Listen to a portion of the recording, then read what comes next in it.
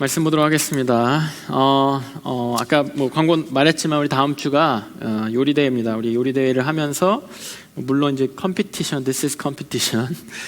서로 경쟁하는 것도 좋지만은 함께 교제하고 또 나의 목장뿐만 아니라 다른 목장하고도 또 이렇게 교제할 수 있는 시간, 또 계기를 통해서 여러분들 목원들과 가장 목장들과 하나가 될 수 있는, 가까워질 수 있는 그러한 기회로 삼으시면 좋을 것 같고, 또 그동안 좀 못 나왔던 지체들 있으면 또 이 기회를 통해서 다시 한번 나올 수 있는 그런 기회 됐으면 좋겠습니다.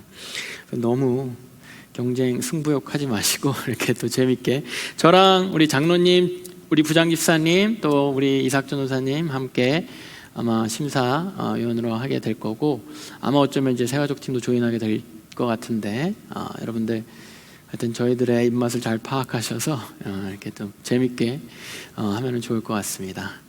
말씀 보도록 하겠습니다. 오늘은 에스라 느헤미야 시리즈 잠깐 사이드로 하고 감사에 관한 우리 시편 118편 보도록 하겠습니다. 시편 118편 1절부터 14절까지입니다.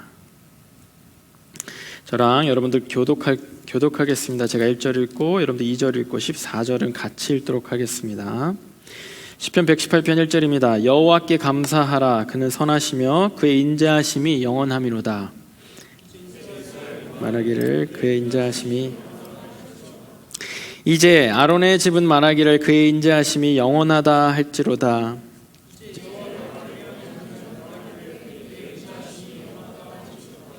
내가 고통 중에 여호와께 부르짖었더니 여호와께서 응답하시고 나를 넓은 곳에 세우셨도다.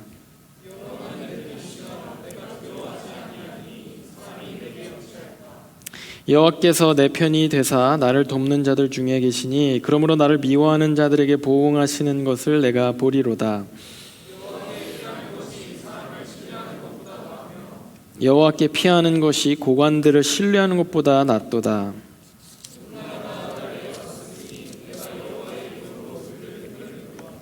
그들이 나를 에워싸고 에워쌌으니 내가 여호와의 이름으로 그들을 끊으리로다.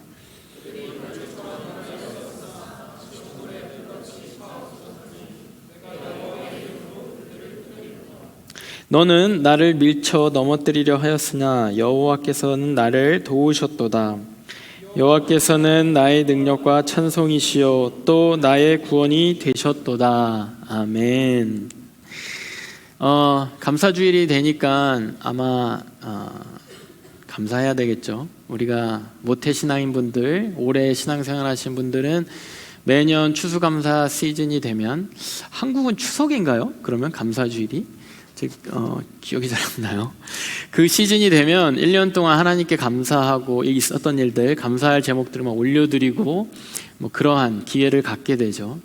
다시 한번 하나님께 감사할 것들에 대해서 리콜 하기도 하고, 하나님에 대해서 내가 공급받은 것들에 대해서 막 적는 시간을 갖기도 하고, 좋은 주일학교를 나왔으면 막 그러한 또 훈련들을 또 하기도 했겠습니다. 크리스찬들은 자이든 타이든 이렇게 감사하는 것을 되게 중요하게 생각합니다. 내가 스스로 감사하는 거, 여러분들 감사해야 됩니다, 감사하십시오라는 거에 대해서 모르는 사람 없지 않습니까? 크리스찬이라면 내가 감사해야 되겠구나, 감사하는 게 당연하다라는 것이 사실은 우리가 갖고 있는 생각이죠. 뿐만 아니라 아까 주일학교 얘기도 했는데, 주일학교에서 또 저 같은 사역자가 여러분들한테 감사하십시오라고 어떻게 보면 타의적으로도 이렇게 force까지는 아니지만 권면을 받습니다. 감사해야 됩니다, 감사해야 됩니다. 여러분들 감사합니까? 오늘 이 아침에, 이 주일에, 아침이 아니죠, 이 주일 오후에 여러분들 생각에, 머릿속에는 감사로 어느 정도가 차지하고 있습니까? 감사할 제목들이 좀 있습니까?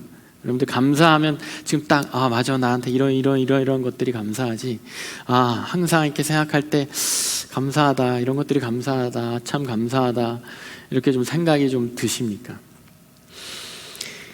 오늘 저희가 읽었던 시편 118편은요 이 전체가 우리한테 이렇게 감사하다라는 것을 같이 찬송하면서 하나님께 올려드리면서, 정말 이것을 따라 부르는 자들이 감사할 게 없을지라도 마치 막 감사할 것이 막 솟아날 것 같은 그러한 시편입니다. 되게 여러분들 다시 한번 시간이 되면 읽어보세요. 되게 하나하나가 또 이 감사의 찬양이 내가 잊고 있었던 감사에 대해서 찬양하는 이 시편을 따라서 또 내가 감사하게 되는, 이게 읽으면서 감사하게 되고 감사하면서 또 읽게 되니까 또 감사함이 밀려오는 그런 은혜가 되는 시편입니다.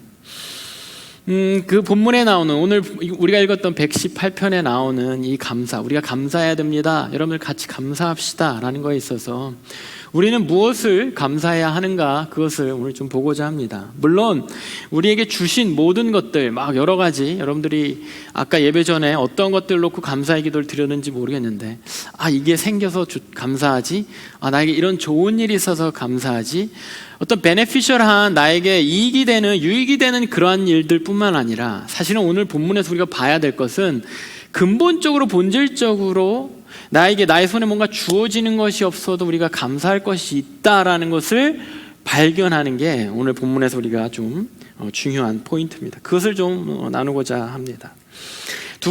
크게 두 가지를 나누고 싶은데요.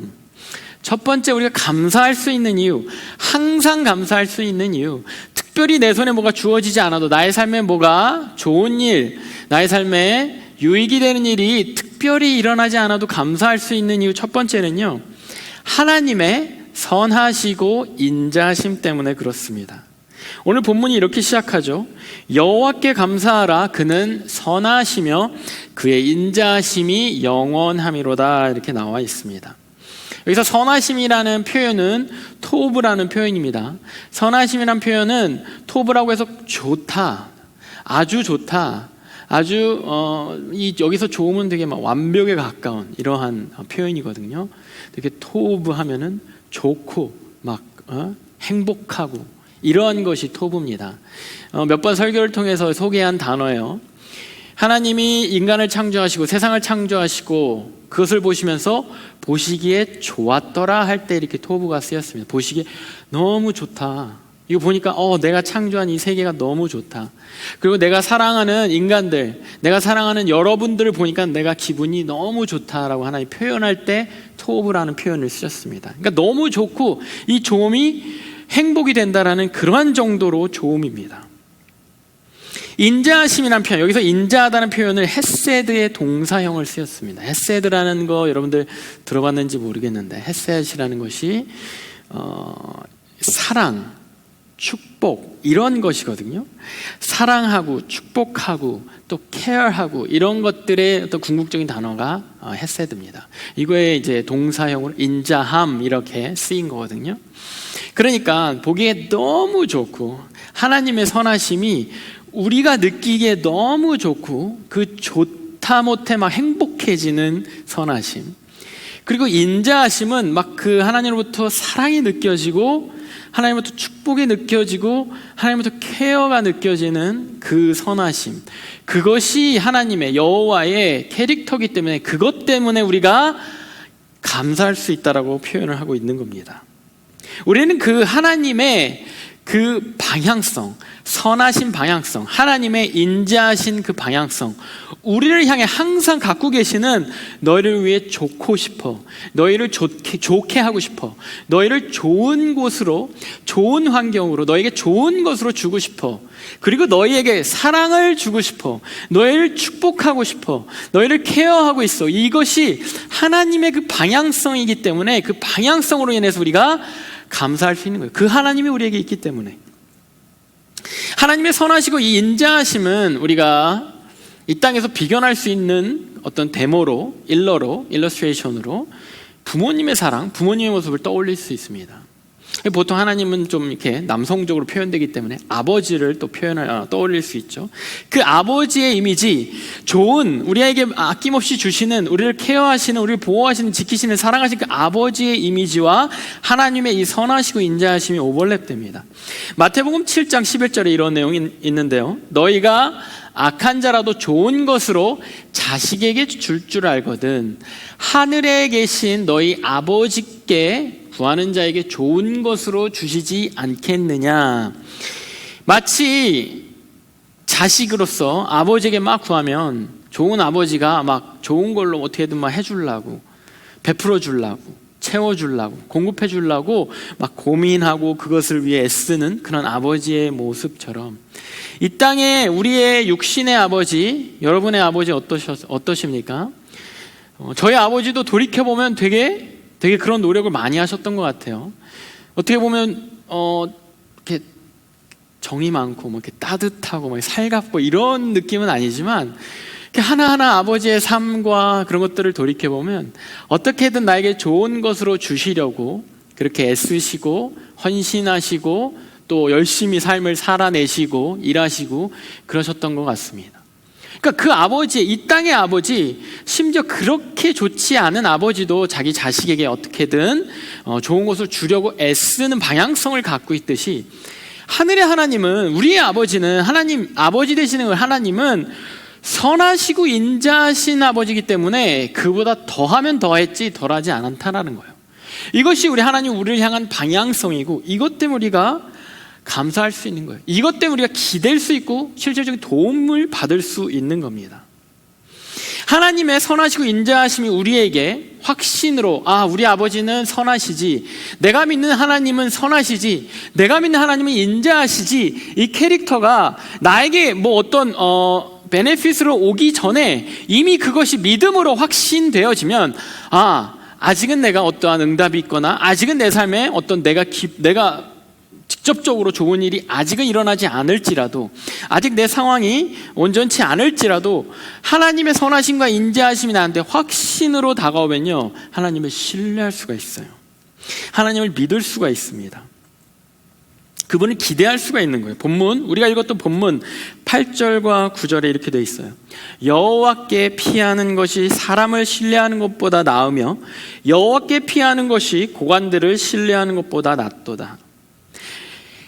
본문에서도 우리가 하나님의 그 방향성, 하나님이 누구인지를 알면 여호와께 피하는 것, 여호와를 신뢰하는 것이 이 땅에 내가 직접적으로 만날 수 있고 직접적으로 뭐 도움을 받을 수 있고 뭐 하다못해 조언을 들을 수 있는 그 누구, 어떠한 사람보다 낫다라는 거예요.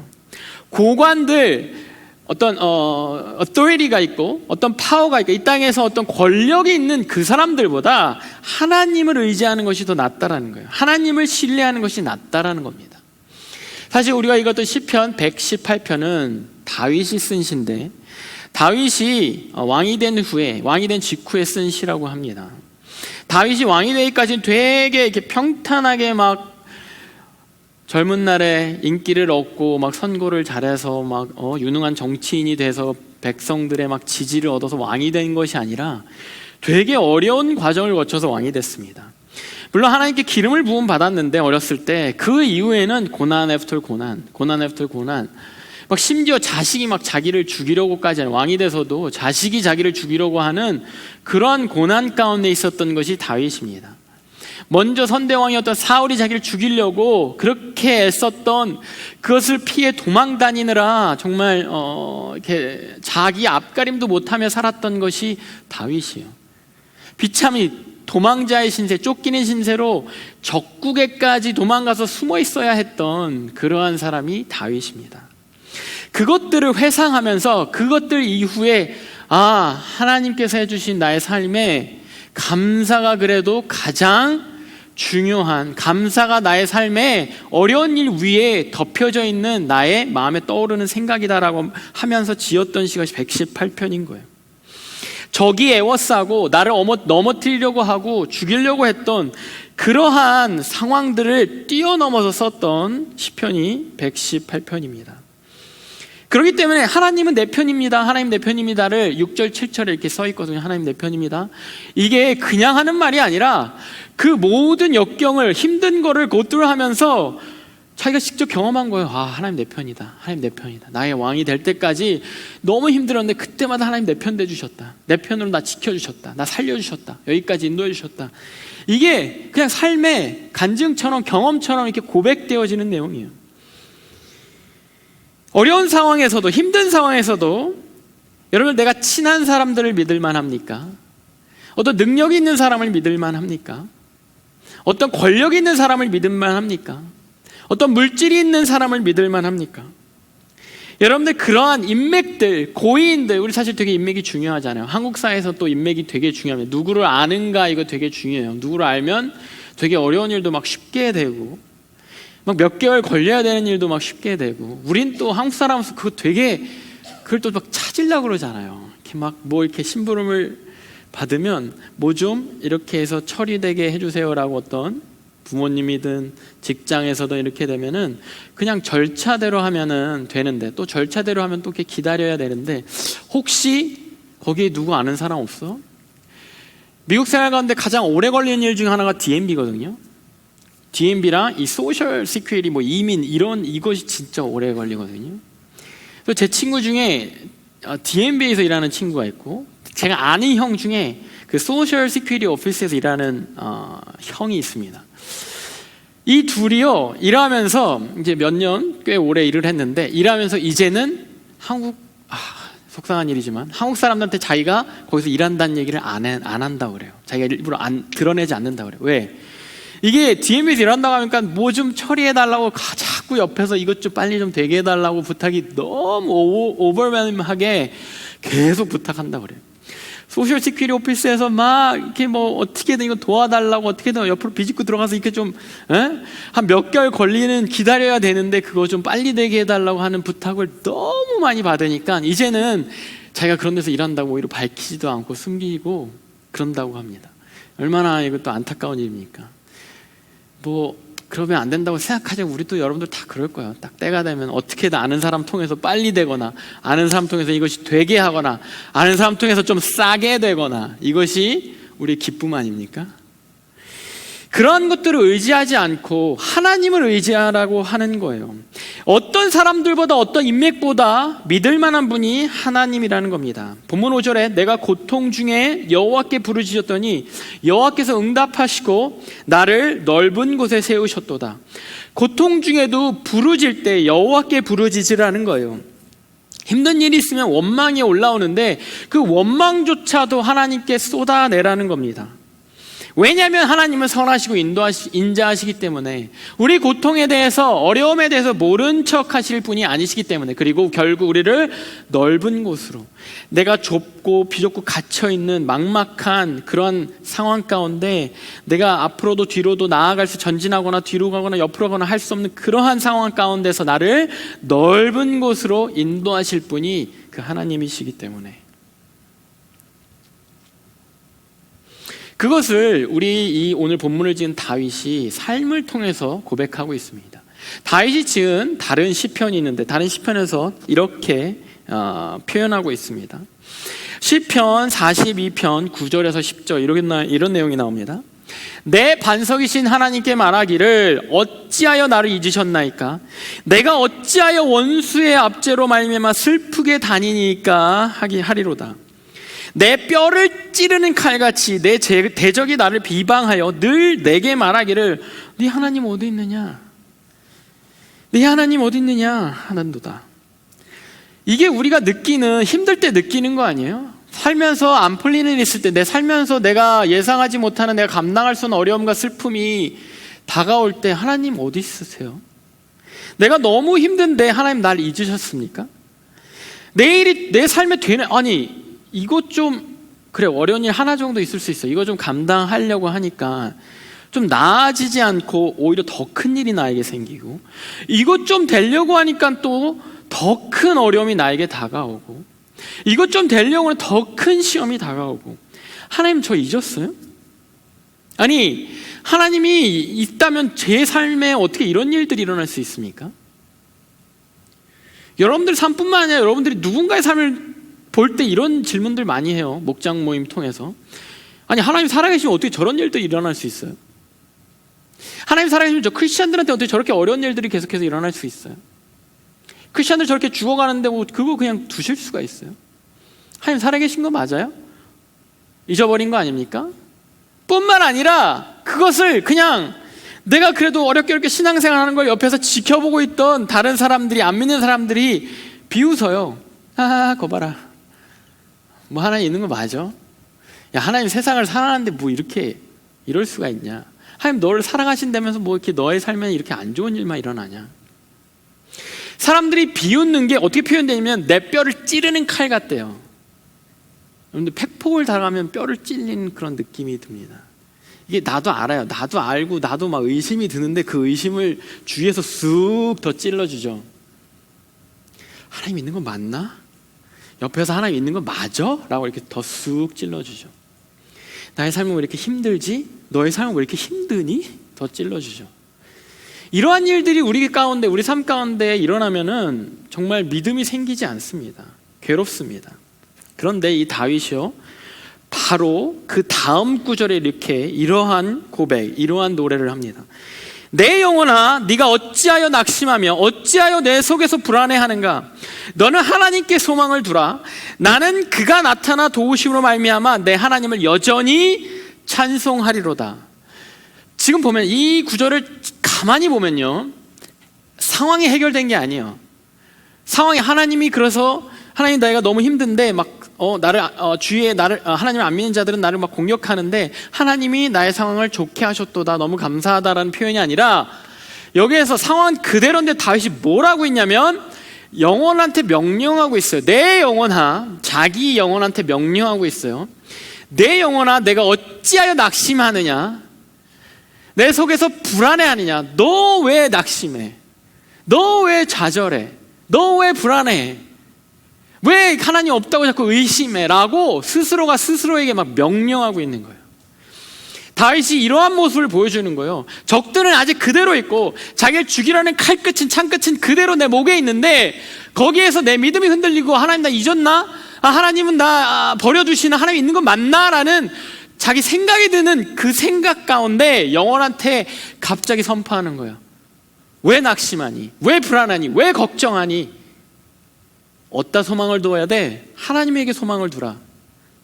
하나님을 신뢰하라 라고 선포하는 거예요. 심지어 내 하나님을 여전히 찬송하리로다 라고 스스로에게 선포하고 다짐하고 있는 거예요. 여러분, 회복은요, 나에게 내 목에 있는 창끝이 치워져서 회복이 일어나는 게 아니에요.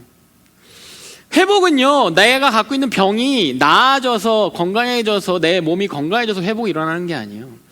생명은요, 내가 죽어가는 사람이 벌떡 일어나서 생명이 시작되는 게 아니에요. 잠깐의 건강, 잠깐의 기쁨이 있을 수 있겠죠. 본질적인 회복, 본질적인 생명은 어디 있냐면요, 죽을지라도 그 안에 죽어지지 않는 영혼이 회복이 생명인 거예요. 건강이 소멸되어질지라도 그 안에 소멸되지 않는 그 영혼이 그를 건강케 하는 거예요. 칼끝이 목에 들어와 있어도 거기에 두려워하지 않는 영혼이 이것을 회복할 수 있는, 이것을 이길 수 있는 승리를 줄 수 있는 거예요. 그걸 하고 있는 거예요, 다윗이.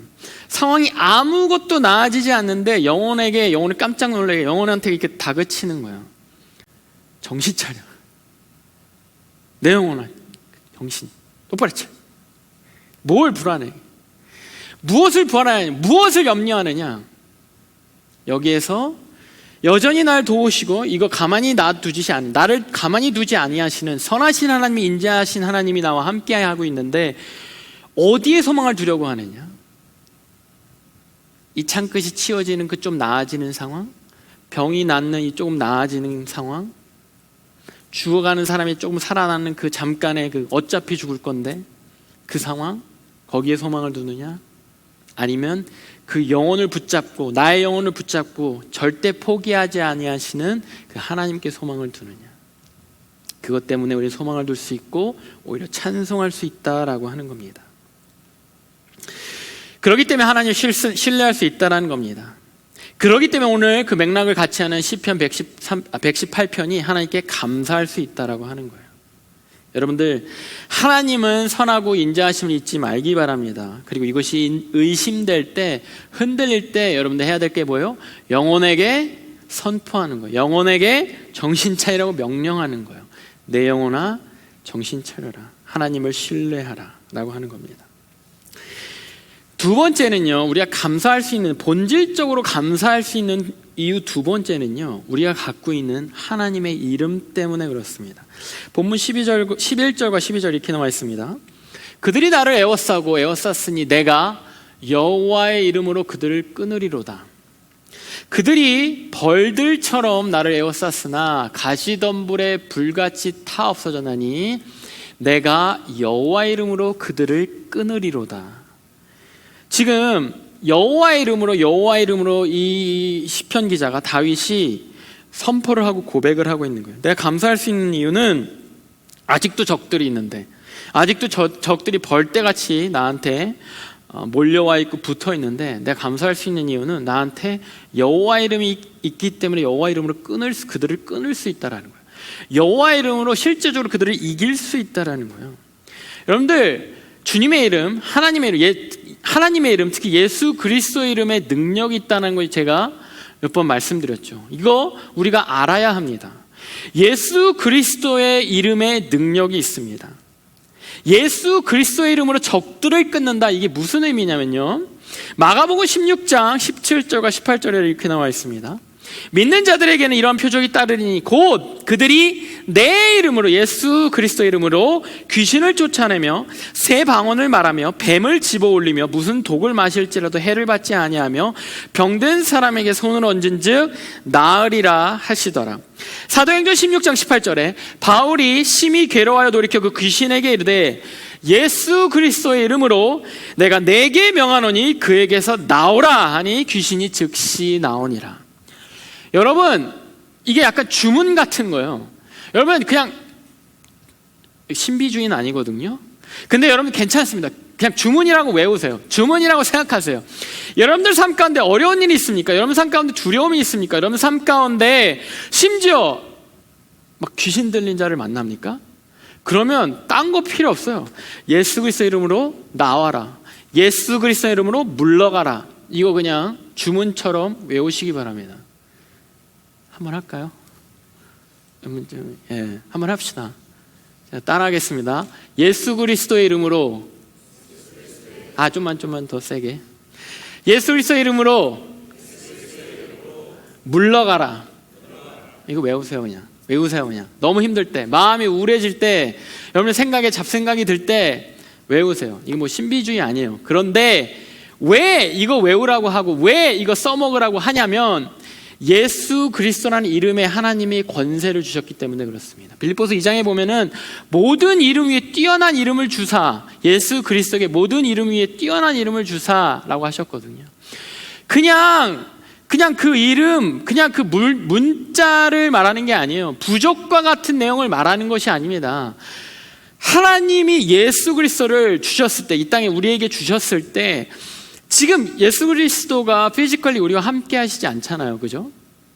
우리가 1세기처럼 예수 그리스도와 함께 이렇게 같이 있을 수 없잖아요. 그런데 그 이름을 우리에게 주셨단 말이에요.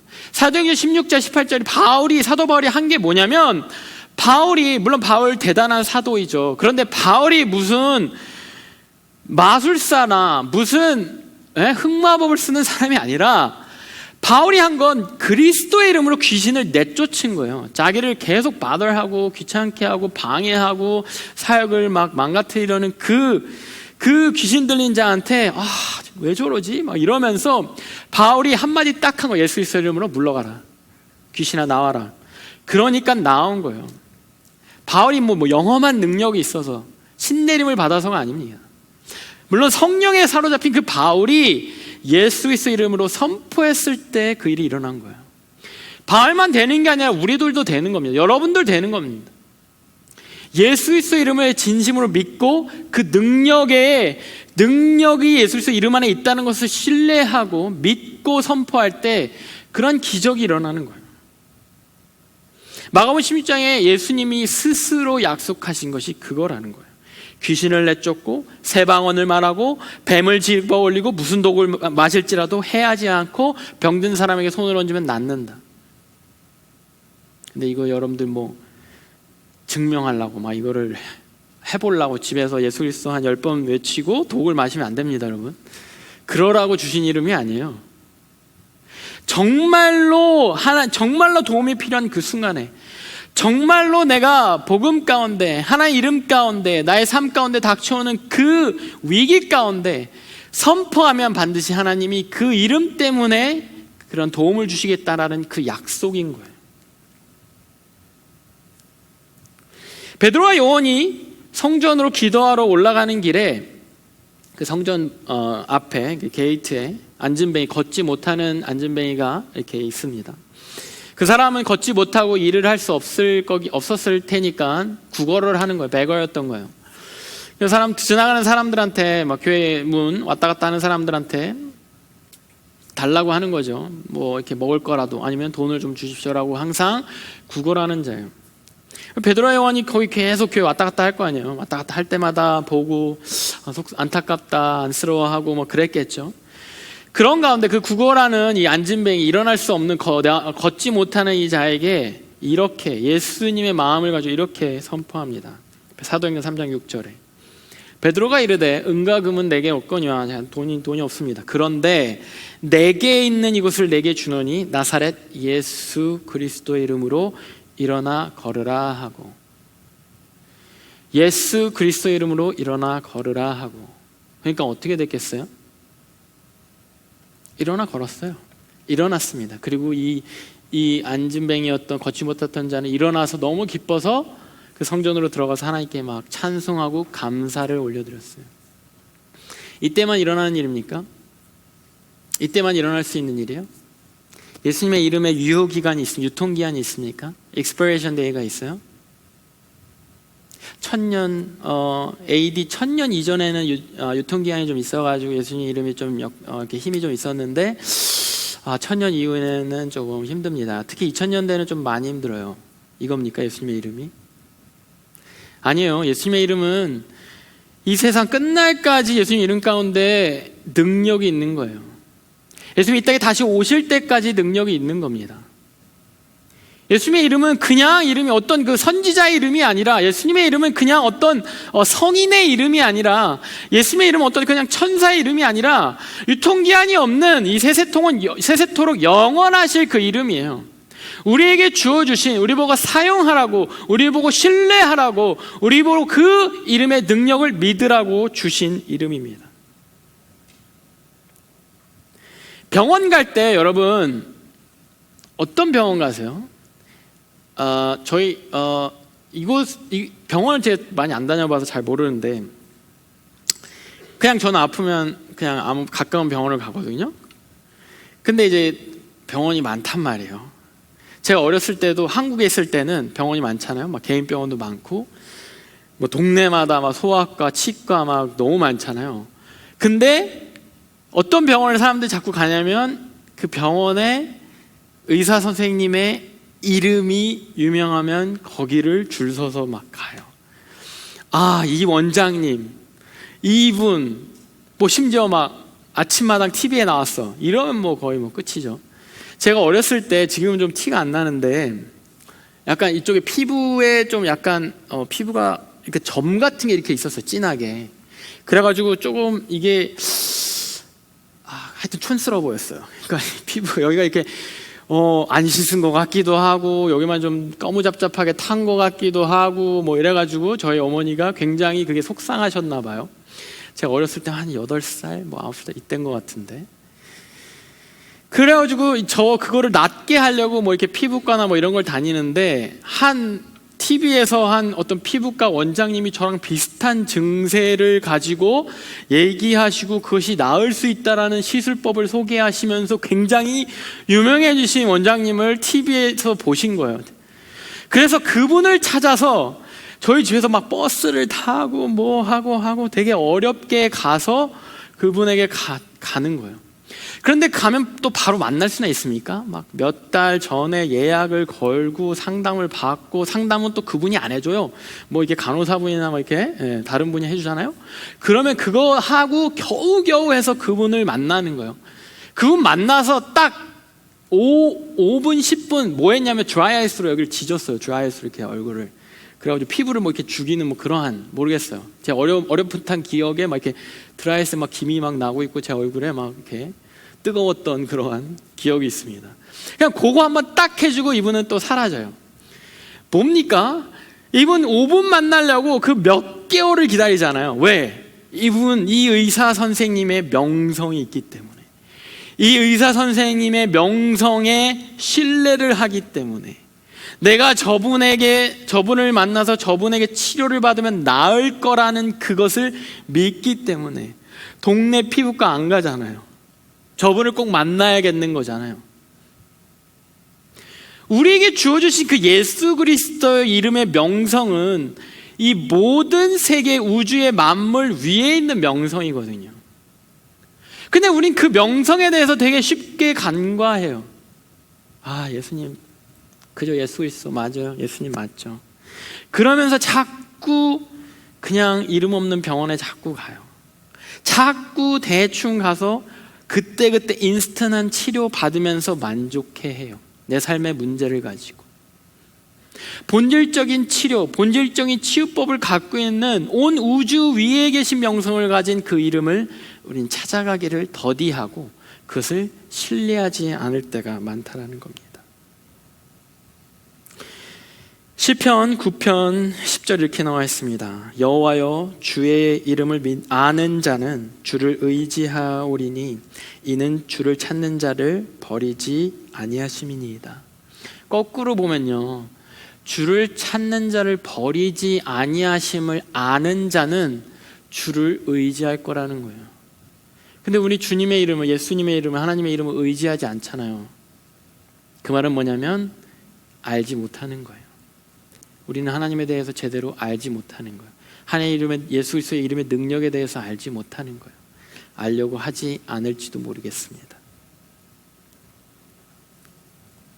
나에게 주어진 하나님의 이름, 예수 그리스도의 이름을 신뢰하고 내가 부르나면 어린아이가 겁을 딱 먹으면 아빠 하고 이렇게 달려가잖아요. 엄마, 아빠. 제가 조카들을 찾아가면 조카들을 이렇게 안으려고 그러면, 그래도 조카들이 많이 커가지고 이제 조금 이렇게 쭈뼛쭈뼛 안기긴 하는데, 막내 조카는 뭐 제가 일로 와봐 하고 딱 이렇게 하면은 이렇게 하면서 엄마 하고 더 엄마에게 더 꼭 끌어안겨요. 나는 굉장히 안아주고 싶은데 이게 뭐예요? 위협감과 두려움을 아이가 느끼면 엄마를 더 찾는 거예요. 아빠를 더 찾는 겁니다. 더 꼭 붙어 있는 거예요. 근데 우리는 아빠 이름을 부르지 않지 않습니까? 아빠를 찾지 않지 않습니까? 안전벨트의 소중함은 사고를 안 당하면 모릅니다. 제가 아주 친한 어떤 사람은 안전벨트 하는 걸 잘 싫어해요. 그래서 웬만히 가까운 거리는 안전벨트를 잘 하지 않습니다. 그래서 이렇게 또 이렇게 답답해해요. 또 구명조끼 같은 것도 그렇잖아요. 이게 수영하고 그럴 때, 이렇게 배 타고 그럴 때 답답하잖아요. 구명조끼가 또 좋은 겁니까? 막 더럽고 지저분하고 막 사이즈도 안 맞고, 그러니까 잘 안 해요. 제가 아는 아주 친한 어떤 사람이 잘 안 해요.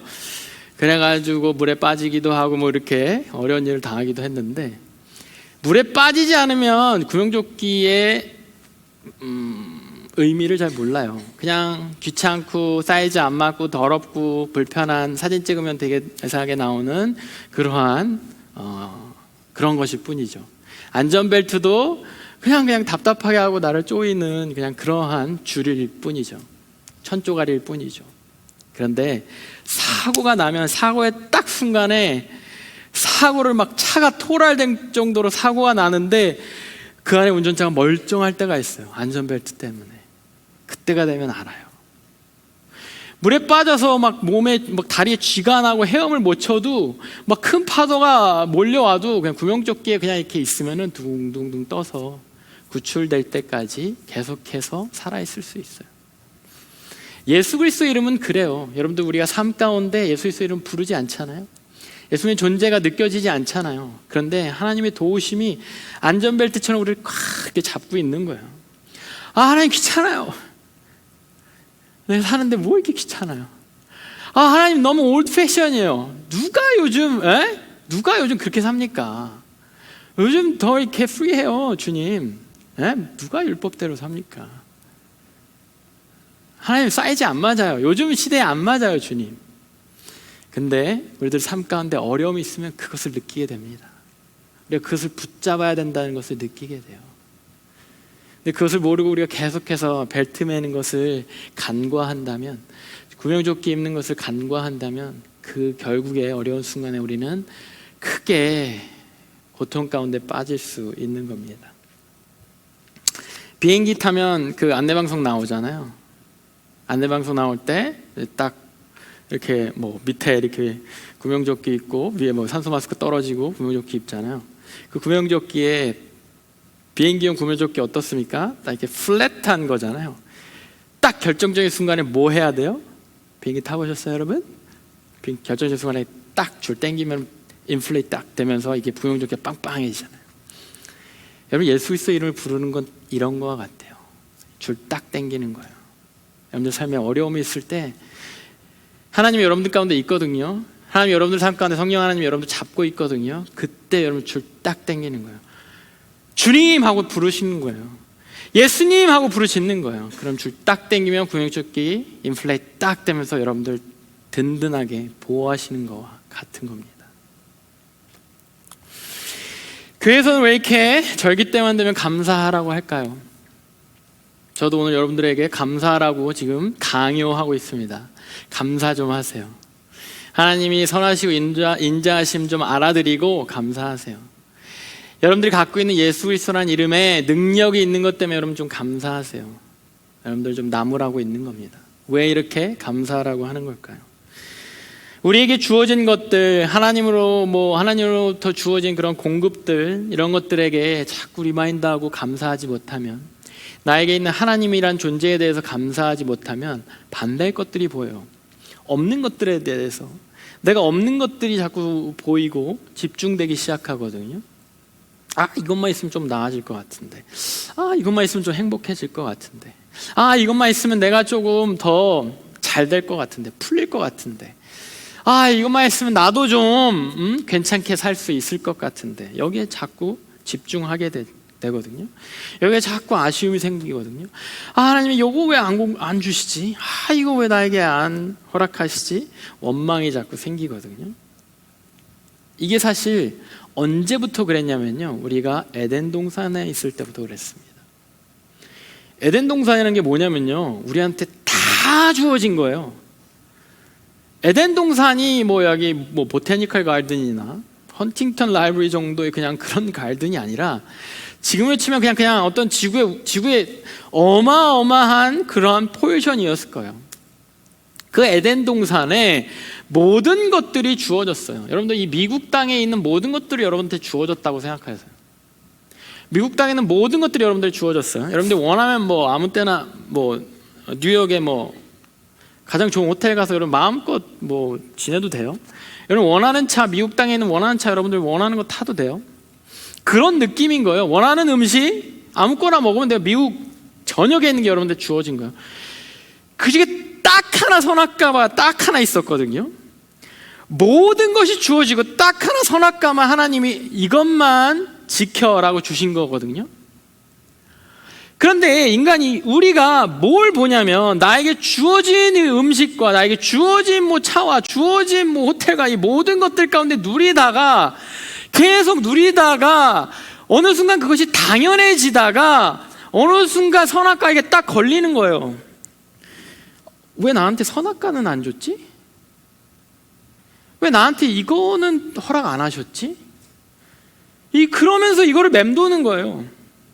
우리들 삶에 부족한 거, 딱 허락되지 않은 거, 거기를 자꾸 맴도는 거예요. 왜 나는 이거를, 다른 사람들은 이거 다 있는 것 같은데, 나에게 주어진 것들이 너무 당연해지니까 이것 가지고 이제 내가 원망이 들고 아쉬움이 들기 시작하는 거예요. 우리가 감사해야 되는 이유는 우리의 시선이 여기 있지 않게 되기 위함입니다. 우리에게 주어진 모든 것들의 시선을 두기 위함이에요. 나에게 주어진 에덴 동산의 시선을 두기 위함이에요. 근데 하나님이 주신 이 하나님이 컨트롤하신 이 선악과에 자꾸 우리가 시선을 두니까 우리들 삶에 아쉬움, 원망, 불평이 시작되는 거예요. 그것이 뭘로 이어져요? 우리 죄로 이어지는 거예요. 죄가 무슨 도덕적으로 여러분 나쁜 짓 하고, 여러분들 무슨 짓 하고 왔어요? 지난 한 주간? 하여튼 그런 거 욕하고 그런 수준이 아니라, 그냥 하나님에 대해서 의심하기 시작될 때 죄가 시작되는 거예요.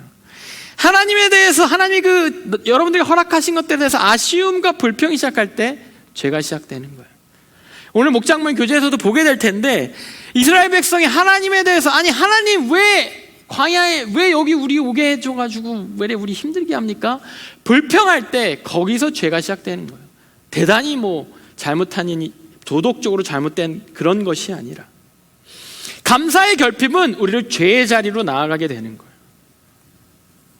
감사의 결핍은 우리로 하여금 선악과를 따먹고 싶게 하게 만드는 거예요. 우리는 이 선악과를 두고 원망하죠.